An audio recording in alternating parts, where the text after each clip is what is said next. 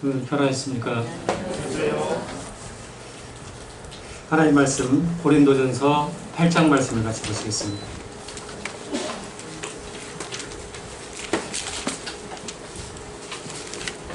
고린도전서 8장 말씀을 같이 보시겠습니다.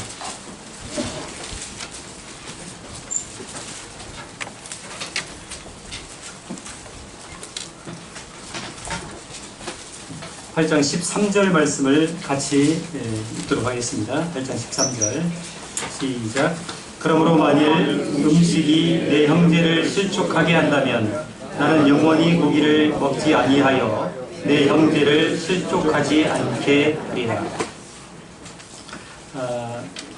사도 바울께서 고기를 영원히 먹지 않겠다 이렇게 선언을 하고 계십니다. 여기서 말씀하니 이 고기는 우상의 신전에 제물로 바쳐졌다가 이 고기가 시장으로 유통된 고기를 가리키고 있습니다. 우상의 신전에 제물로 1차적으로 바쳐졌다가 그 고기가 공설시장, 용남시장 이런 시장으로 유통된 고기를 가리키고 있습니다. 그래서 사도 바울께서 이 고기를 나는 영원히 먹지 않겠다 이렇게 선언을 하고 있습니다. 한 장을 넘기셔가지고 고린도전서 10장 말씀을 같이 보시겠습니다. 10장 하울링이 조금 더 있는 것 같아요. 10장 25절과 26절 말씀을 같이 읽겠습니다. 고린도전서 10장 25절 26절 시작. 무릇 시장에서 파는 것은 양심을 위하여 묻지 말고 먹으라. 이는 땅과 거기 충만한 것이 주의 것입니다. 자, 여기 이제 25절 말씀도 보시면은 무릇 시장에서 파는 것은 양심을 위하여 묻지 말고 먹으라. 자, 여기서 시장에서 파는 게 뭘까요, 성도님들? 앞에 말씀을 근거로 하자면은 고기겠죠. 우상의 제단에 바쳐졌다가 시장으로 유통된 고기를 가리키고 있습니다. 근데 앞에 8장 말씀과 10장 말씀이 서로 배치되고 있습니다. 8장에서는 영원히 고기를 먹지 않겠다 이렇게 말씀하셨는데 10장 말씀에서는 먹으래요. 그냥 양심을 위하여 묻지 말고 먹으라 이렇게 얘기를 하고 있습니다. 같은 주제와 같은 내용을 가지고 8장과 10장의 내용이 각기 이렇게 상충되고 있는 것을 보게 됩니다. 성도들 이게 무슨 말씀일까요? 우상에게 바쳐있던 고기를 먹거나 안 먹는 이 문제는 그렇게 중요한 문제가 아니다. 이것은 절대적인 것이 아니고 상대적인 것이다. 상황에 따라서 먹을 수도 있고 먹지 않을 수도 있는 것이다. 이런 얘기를 하고 있는 것입니다. 고린도전서는 전체가 16장으로 구성되어 있습니다. 구조를 보게 되면 1장부터 6장까지는 고린도 교회의 각종 문제들을 다루는 내용을 거론하고 있습니다. 그리고 7장부터 마지막 16장까지는 고린도 교회 성도들이 사도 바울에게 질문했던 내용들에 응답하는 내용을 담고 있습니다. 그래서 7장부터 보게 되면 7장에서 처음으로 결혼에 관한 얘기를 다루고 바로 이어서 8장에서 우상의 제물에 제단에 들어있던 고기를 먹느냐 마느냐 이 문제를 바로 8장에서 다루고 있는 것을 볼 수가 있습니다. 그리고 이 문제는 8장에서만 다뤄진 것이 아니고 바로 이어서 10장에서 다시 한번 언급되고 있는 것을 우리가 볼 수가 있습니다. 아마 고린도 교회 안에서 우상의 신전에 바쳐졌던 이 고기를 먹을 것이냐 안 먹을 것이냐 이 문제를 가지고 논란이 있었고 상충된 의견이 있었던 것으로 보여집니다. 이렇게 얘기했겠죠. 우상에게 바쳐진 고기를 먹는 것은 우상 숭배하는 것하고 똑같습니다. 절대 안 됩니다. 이렇게 주장하시는 분들이 있었을 거예요. 아마 유대교회에 계셨던 성도님들, 유대인이었던 성도님들이 아마 그럴 가능성이 높습니다. 이분들은 어려서부터 부정한 것과 거룩한 것을 철저하게 구분했던 분들입니다. 또 각종 정결 예식에 익숙했던 어려서부터 철저하게 이것들을 구분해 왔던 분들이기 때문에 아마 이 우상의 제물에 바쳐진 이 고기는 절대 먹을 수 없다 이렇게 아마 주장을 했을 것입니다. 반면에 또 어떤 분들은 아니 말 못하는 우상에게 우상이 뭐라고 주님이 우리에게 주신 자유를 가로막습니까? 먹어도 괜찮습니다 이렇게 주장하신 분도 있었을 것입니다. 아무튼 고린도 교회 안에 서로 다른 주장과 서로 다른 의견이 충돌하고 있었습니다. 근데 굳이 원칙을 따지자면은 무엇이 옳은가를 따졌을 때에는 고린도서 8장 말씀을 같이 보시겠습니다. 8장 4절 말씀을 같이 보겠습니다.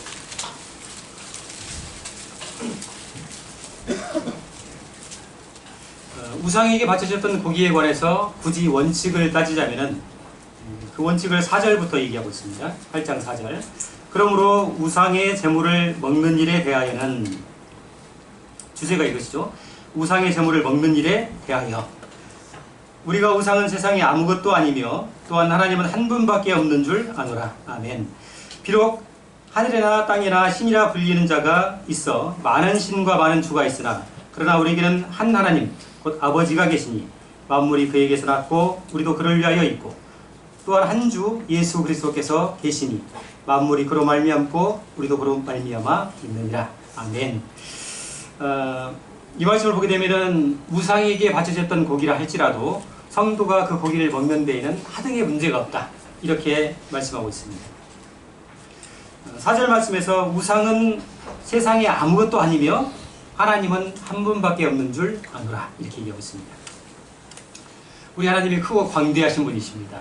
온 우주에 편만하신 만유의 하나님이십니다. 그 하나님 앞에서 우상은 아무것도 아니다, 이렇게 이야기하고 있습니다. 하물며 그런 허무한 우상에게 바쳐졌던 고기를 먹느냐 마느냐, 이 문제를 가지고 논란하는 것은 논란거리도 아니다, 이렇게 말하고 있는 것입니다. 우상에게 바쳤던 고기를 먹느냐 안 먹느냐, 이것은 옳고 그름의 문제가 아니라고 하는 것입니다. 그러면 사도 바울은 더 중요한 문제를 거론합니다. 더 중요한 것이 있다. 그것보다 고기를 먹느냐 안 먹느냐, 이것보다 더 중요한 것이 있다. 그 얘기를 하면서 7절부터 이야기를 하고 있습니다. 8장 7절을 보겠습니다. 그러나 이 지식은 모든 사람에게 있는 것은 아니므로. 자, 여기서 이제 지식이 어떤 지식을 얘기할까요? 우상에게 고기를 바쳐졌던 고기를 먹는 이 문제, 그것은 아무것도 아니다. 그다지 중요한 문제가 아니다. 절대적인 진리가 아니다, 이 얘기를 하고 있는 거죠. 이 지식은 모든 사람에게 있는 것은 아니므로 어떤 이들은 지금까지 우상에 대한 습관이 있어 우상의 제물로 알고 먹는 거로 그들의 양심이 약해지고 더러워지느니라. 음식은 우리를 하나님 앞에 내세우지 못하나니 우리가 먹지 않는다고 해서 더 못 사는 것도 아니고 먹는다고 해서 더 잘 사는 것도 아니니라. 그런즉 너희의 자유가 믿음이 약한 자들에게 걸려 넘어지게 하는 것이 되지 않도록 조심하라. 사도 바울은 더 중요한 문제를 거론합니다. 고기를 먹느냐 안 먹느냐, 이거보다 더 중요한 것은 이 문제를 가지고서 다른 형제를 판단하거나 다른 형제를 실족해 하거나 다른 형제를 정죄하지 말라고 얘기하고 있습니다. 아직까지 우상의 제단에 바쳐지던 이 고기에 대한 부담을 가지고 있고 그것이 별거 아니라고 할지라도 거기에 꺼리낌과 부담이 있는 연약한 성도들을 위해서 그들을 배려하고 사랑으로 대할 것을 얘기하고 있습니다. 그래서 그 형제들이 그 일로 말미암아서 실족하거나 또는 판단받거나 정죄받지 않도록 하라고 일러주고 있습니다. 성도들, 다음 주가 추석입니다. 추석이 가까워지면 우리에게 부담이 있죠. 제사를 어떻게 할 것인가? 제사가 우상 숭배인가? 절을 해도 되는가? 또는 제사에 차려졌던 그 음식을 드려졌던 음식을 먹어도 되는가? 이런 부담들이 늘 우리에게 있어 왔습니다. 오늘 우리 상황이 마치 고린도전서 8장에서 얘기하고 있는 이 고린도 교회가 안고 있었던 문제와 유사한 측면이 있는 것 같습니다. 제사는 한국 기독교의 역사와 함께 뿌리 깊은 갈등의 요인이었습니다. 천주교까지를 포함하면 약 200년 넘도록 제사는 한국 사회의 논란과 논쟁의 핵심이 되어왔습니다. 제사 때문에 우리는 수탁이 이런 얘기를 들었죠. 너희는 조상도 없고 예수에게는 조상도 없고 부모도 없냐, 이런 얘기를 수탁이 들어왔습니다. 제사는 고려 후기 때부터 약 600년 동안, 지금까지 600년 동안 한국 사회, 한국인의 의식세계를 지배해온 가치 규범이 되어버렸습니다. 그래서 우리가 제사를 거부한다, 절을 하지 않는다, 이것은 단순한 재래의식을 거부하는 것이 아니고 한 사회와 한 가족 공동체를 거부하는 것으로 받아들여져 왔습니다. 이런 사회적 논란이 있었을 뿐만 아니라 심지어는 교회 안에서도 제사에 관해서 다른 의견들이 상충하고 있는 것들을 보게 됩니다.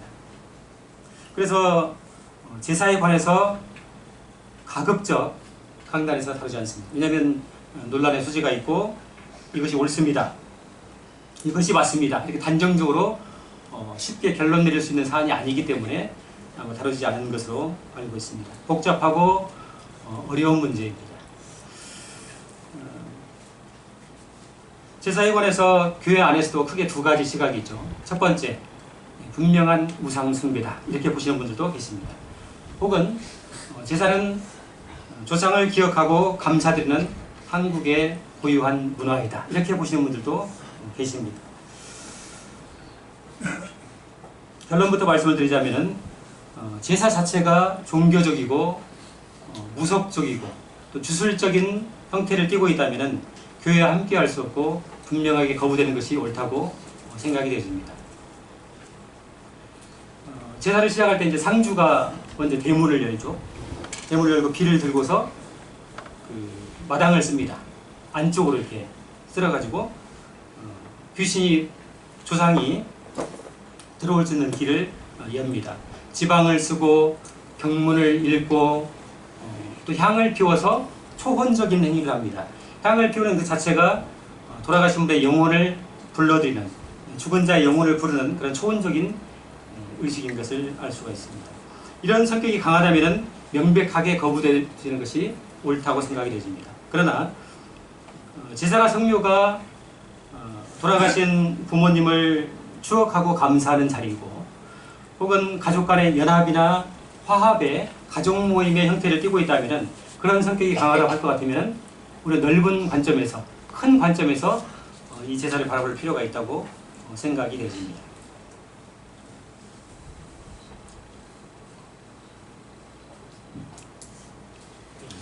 지금부터 한 130년 전에 1885년 4월 5일에 한국 인천항을 통해서, 제물포항을 통해서 두 명의 선교사가 같은 날 동시에 같은 배를 타고서 한국 땅을 밟았습니다.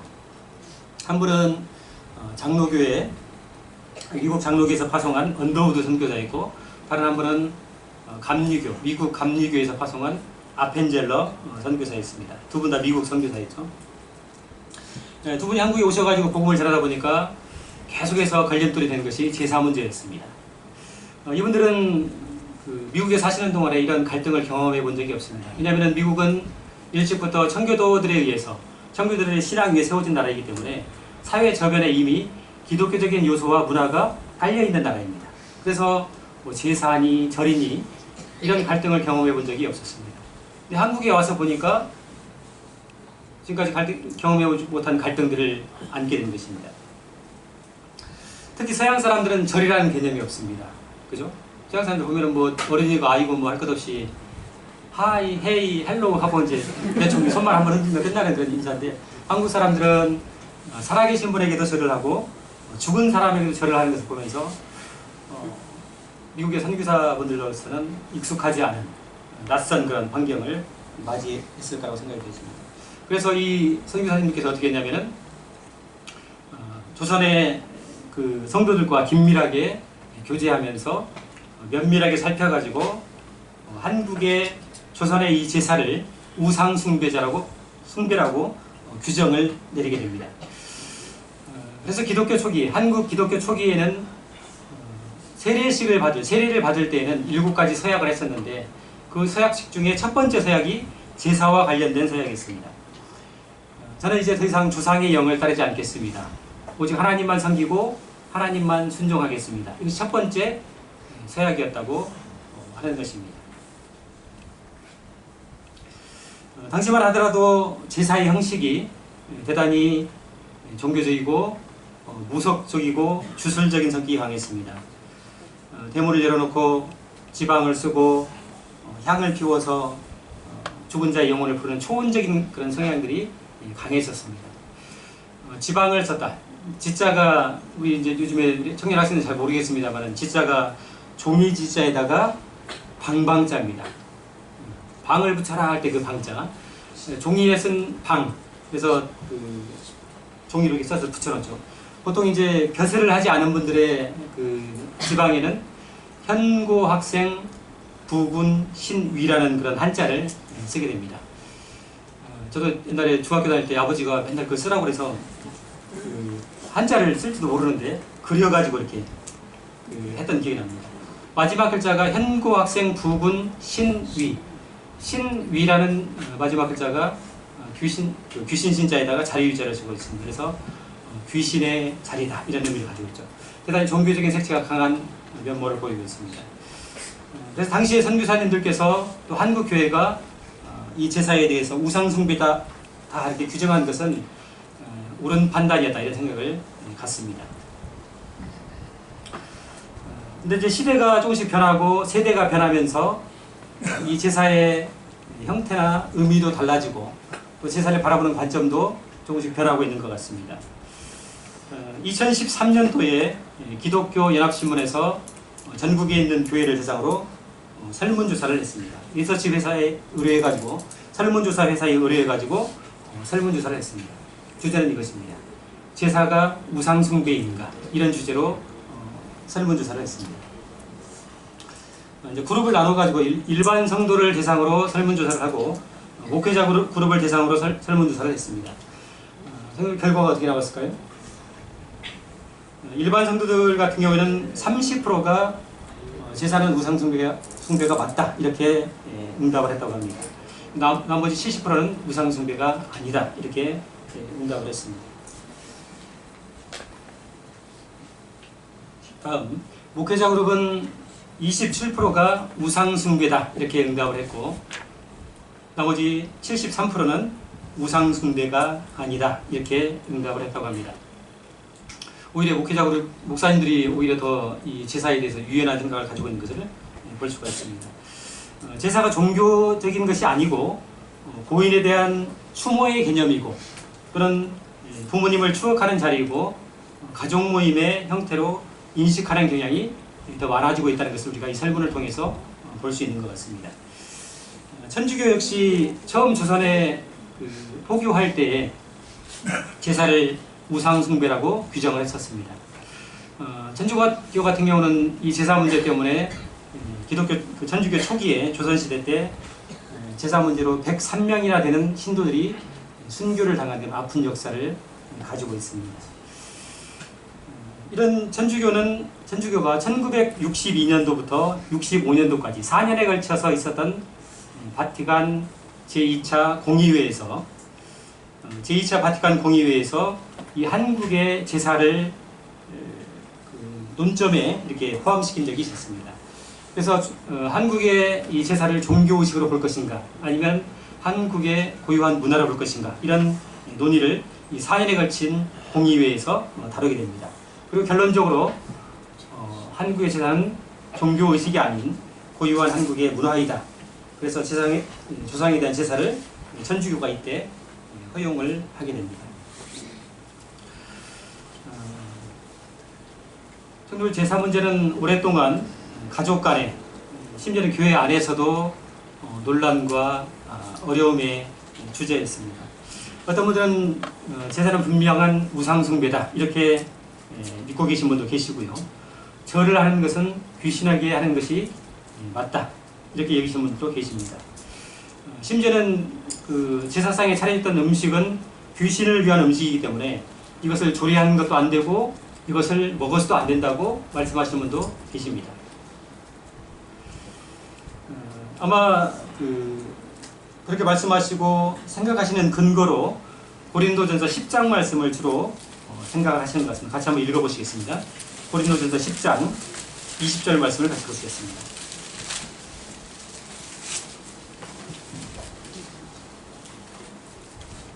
(10장 20절입니다) 같이 한번 읽겠습니다. 시작.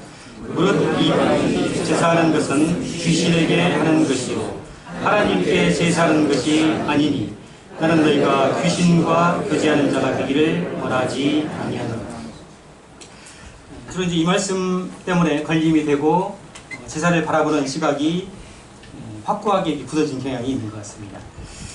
하지만 여기서 사도 바울께서 말씀하고 있는 이 이방인이 제사하는 것, 이것을 우리가 좀 살펴보고 규정할 필요가 있다고 생각이 되어집니다. 여기서 사도바울께서 말하고 있는 이방인의 제사는 한국 제사와 동일한 것인가, 이런 고민이 필요하다고 생각이 되어집니다. 사도바울께서 언급하고 있는 이방인의 제사는 분명히 우상의 신전이 있고 우상의 신상이 있고 우상에게 바쳐지는 희생물이 있는 명백한 우상을 가리키고 있습니다. 그러나 한국식 제사는 조금 차원을 달리하는 면이 있습니다.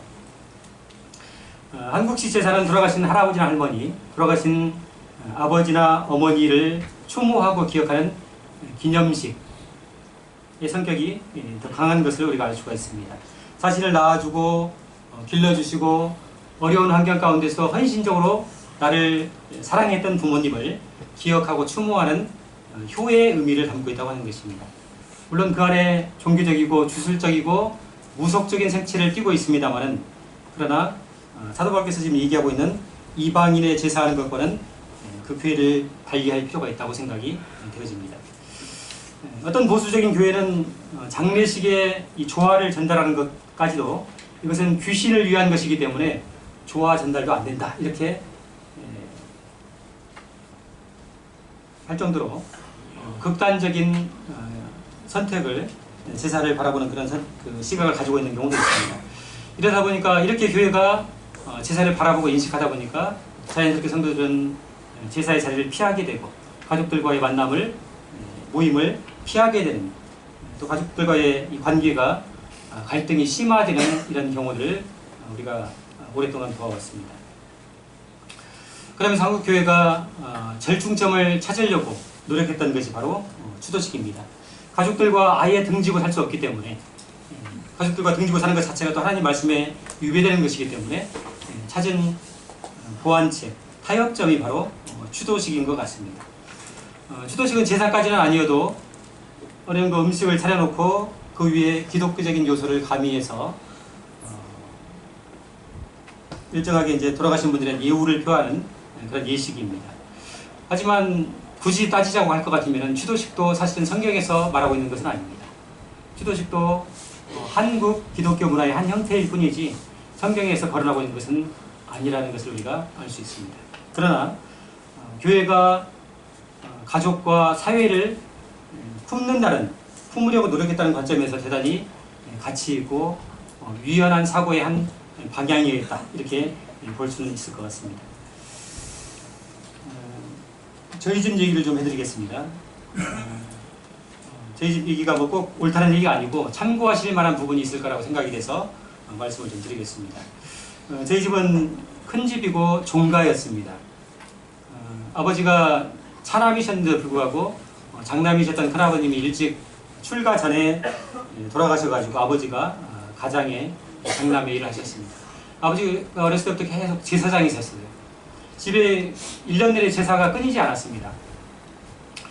제 어렸을 때 기억이, 아버지에 대한 기억은 뭐냐면은 제사 때 아버지가 칼을 들고서 이 생밤을 이렇게 쳐가지고 하얗게 이렇게 깎는 그 기억이 지금도 있습니다. 어머니는 늘 그 제사 준비로 분주했던 그런 기억이 있습니다. 근데 갈등이 어디서 비롯됐냐면은 이 종가의 장손이었던 저희 형님이 예수님을 믿으면서부터 갈등이 시작됐습니다. 아버지의 한숨이 크셨습니다. 근데 설상가상으로 믿었던 둘째 아들 차남까지 예수쟁이가 되고 말았습니다. 아버지의 낙심이 땅을 찔렀죠. 제사와 성묘 때 부모님과의 갈등이 계속 심화됐습니다. 어떻게 풀어갈지를 몰랐어요. 그때 어리기도 했었고 또 제사에 대한 관념이 부족했기 때문에 굉장히 어려움을 끼쳤습니다. 그래서 집에 갈 때마다, 제사가 있고 성묘가 있을 때마다 정말 기도하면서 갔었습니다. 갈 때마다 어려움이 됐었고 또 무거운 마음으로 또 내려오곤 했었습니다. 근데 이 부모님과의 1차적인 갈등은 나중에 부모님께서 효독캠프 때 예수님을 영접하시면서 그 문제가 해소가 됐습니다. 아버지가 예수님을 70이 넘으셔서 영접하시면서 제사를 일거에 정리했으면 좋았지만 그렇지 못하셨습니다. 그 많은 제사를 축소하셨고 점점 간소화해 가셨습니다. 그리고 결국에는 모든 제사를 없애버리셨는데요. 그렇게 해서 1차 전쟁이 끝났습니다. 거기서 끝난 줄 알았어요, 이제. 근데 아버님이 돌아가시고 나서 믿지 않는 누나와 매형들과의 2차 전쟁이 시작됐습니다. 저희 집 그 가게들을 보면은 위로 누나가 4명이었습니다. 딸, 그리고 형님 있고 제가 막내였습니다. 손 위에 누님들이다 보니까 매형들, 큰 매형 같은 경우는 저희 장인어른보다 나이가 더 많으세요. 굉장히 어른들이죠. 아버지가 돌아가시고 이제 기일 모임 때, 기일이 돼서 이제 누나들과 매형들이 오시면은 좀 이렇게 인사도 드리고 예의를 표하고 싶은데 상이 준비가 안 되다 보니까, 형식이 준비되지 않다 보니까 매형들도 불편하고 또 그걸 바라보는 저희들도 불편하고 이런 관계가 계속 이렇게 유지가 됐습니다. 두 아들이 그리스도인이고 어머니도 이제 예수님 믿다 보니까 제사 형태를 모두 없애버렸어요. 그러다 보니까 심지어 누나들이 나중에는 이제 직접적으로 저희한테 말씀을 안 하셨지만 들려오는 얘기가 어머니가 돌아가시면 다시는 형제간에 얼굴 볼 일 없을 것이다. 이런 가슴 아픈 얘기들이 들려왔었습니다. 갈등이 계속 쌓여져 가는 것이죠. 드디어 제가 이제 가족 모임의 총무로 임명이 됐습니다.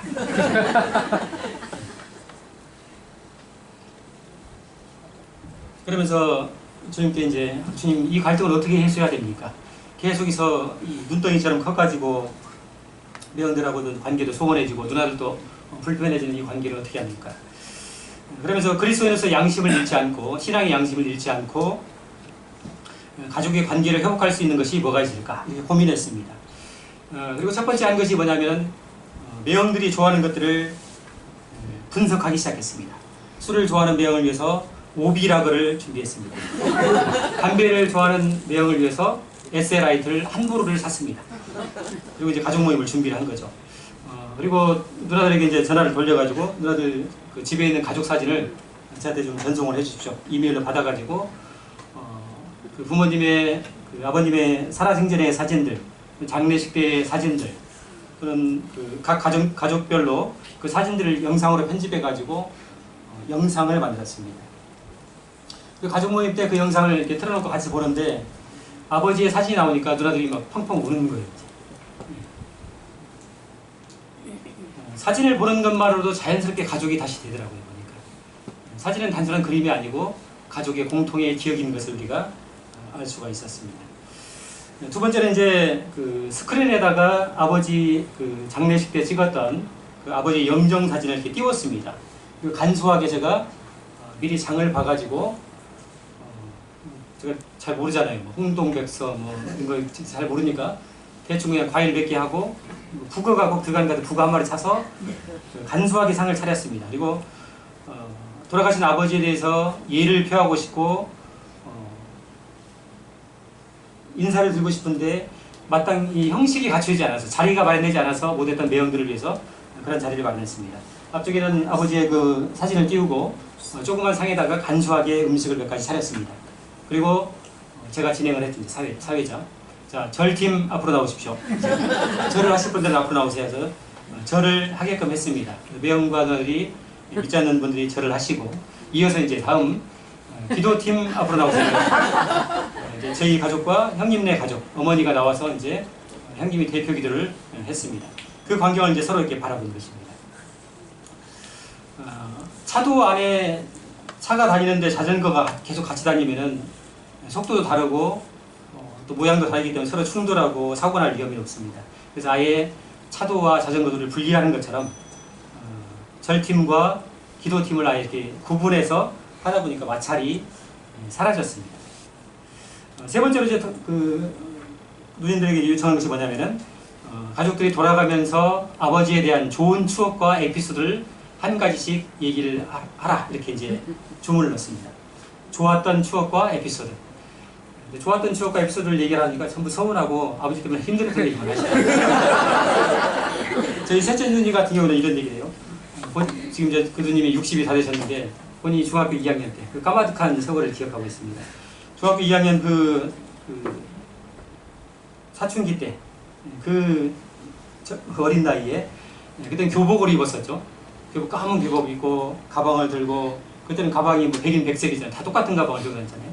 하얀 카라에 토요일날 이제 그때는 이제 수업이 있었습니다. 우리 학생들 모르겠지만은 오전 수업이 있었어요. 오전 수업을 마치고 이제 집에 가려고 버스를 기다리고 있는데 아버지를 만난 거예요. 근데 아버지 하필 그날 장날이었던 것 같습니다. 그래서 아버지가 오셔가지고 아버지 친구들도 만나고 갈 테니까 먼저 가라 이렇게 하시면서 너에게 줄 것이 있다 이렇게 말씀하셨습니다. 이제 아버지를 따라서 가보니까 시장 한켠에 소 한 마리가 메어져 있는 것입니다. 그날이 하필 장날이어가지고 아버지가 소를 사시는 것 같습니다.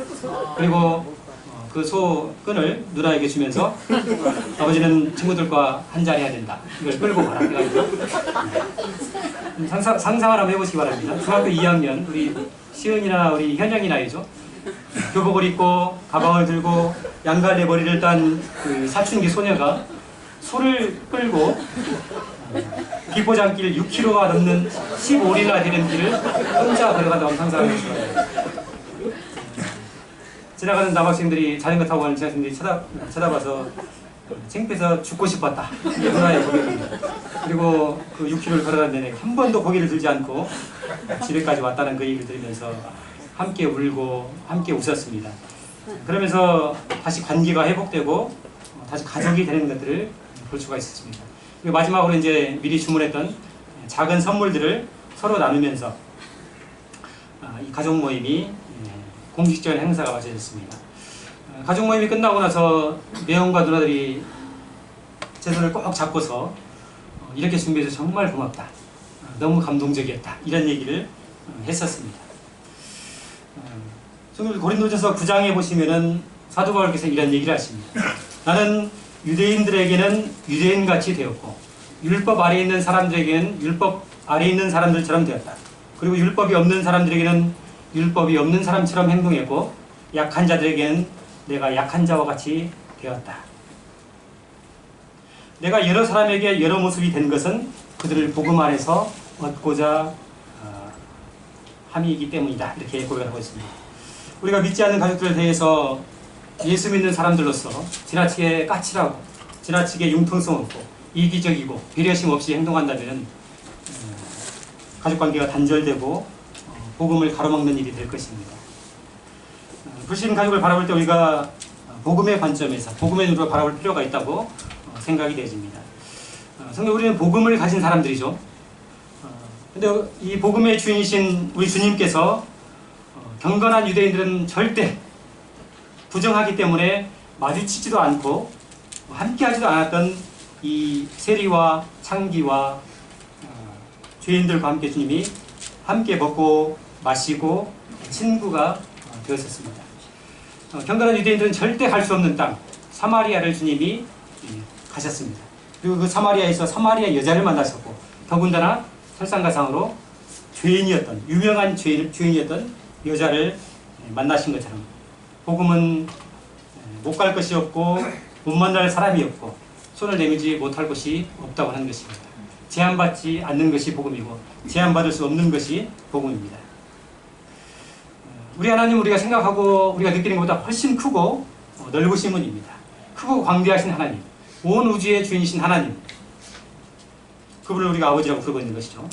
그래서 우리의 신앙과 우리의 믿음도 단편적이고 단순하게 규정 지을 수 있는 것이 아닙니다. 우리의 믿음과 신앙도 크고 넓고 광대한 것입니다. 우리가 제사와 절을 바라볼 때 우상 숭배가 맞냐 아니냐는 논쟁보다는 더 중요한 것들을 바라봤으면 좋을 것 같습니다. 우리의 가족들, 복음의 관점에서 우리의 가족들을 먼저 바라보는 것이 더 중요하다고 생각이 되어집니다. 제사에 대해서 몇 가지 좀 정리를 했으면 좋겠습니다. 첫 번째, 제사를 준비하고 절을 하고 제사 음식을 먹는 것이 우상 숭배라는 마음이 있다고 할 것 같으면 결코 거기 참여해서는 안 될 것입니다. 두 번째, 제사장 앞에서 절을 하는 것은 나는 자유함이 있다. 나는 예수 그리스도의 구원받은 사람이 우상은 아무것도 아니다. 또 혹은 우리 할머니, 할아버지, 어머니, 아버지에게 내가 살아생전에도 예를 갖췄는데 돌아가신 이후에 절을 못할 것이 뭐냐. 이런 자유함이 있다 할지라도 한국 기독교 정서상 자제하는 것이 바람직하다고 생각이 되어집니다. 왜냐하면 다른 성도들과 다른 믿음의 동역자들에게 오해나 어려움을 끼칠 수 있는 소지가 있기 때문에 설사 그런 자유함이 있다 할지라도 절을 하는 것은 자제하는 것이 좋겠다고 생각이 되어집니다. 오히려 안 믿는 분들이 더 당황해하실 것 같아요. 지금까지 안 그래도 갑자기 왜 이랬어요? 그러실 것 같습니다. 세 번째, 제사에 드려진 음식을 먹어도 되는가? 이 문제는 음식은 그저 음식일 뿐이고 거기에 큰 의미를 두지 않으셔도 될 것 같습니다. 디모데전서 4장에 이런 말씀을 하시죠. 음식물은 하나님이 지으신 바니 믿는 자들과 진리를 아는 자들이 감사함으로 받을 것입니다. 하나님께서 지으신 모든 것이 선함에 감사함으로 받으면 버릴 것이 없다. 이렇게 말씀하고 계십니다. 음식물은 하나님의 지으신 바다. 네 번째, 제사를 준비하고 제사 음식을 함께 조리하고 준비하는 것이 가능한가?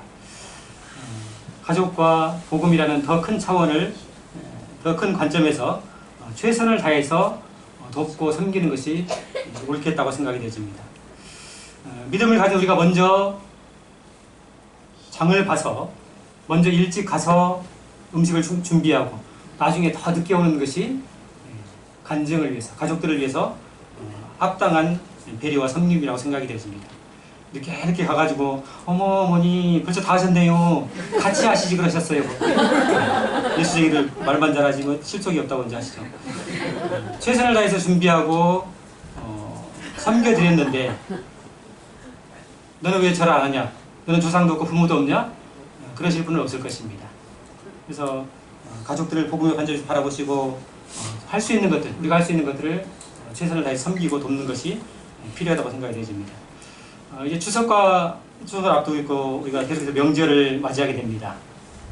이때 우리가 제사만 바라보지 마시고 이것이 맞냐 틀리냐 모르냐 그러냐 이것만 바라보지 마시고 우리의 가족들을 바라봤으면 좋겠습니다. 그래서 추석에 가실 때는 반드시 작은 선물은 마음과 관계를 이어주는 중요한 끈입니다. 비싼 것이 아니도 관계없습니다. 작은 선물과 복음 소책자를 준비하셔가지고 정중하고 인격적으로 꼭 예수님 믿으셔야 합니다. 반드시 예수님 믿으셔야 됩니다. 이런 얘기를 꼭 전해줬으면 좋겠습니다.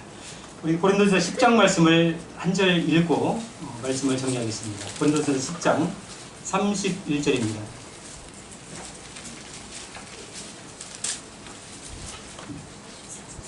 10장 31절 같이 읽겠습니다.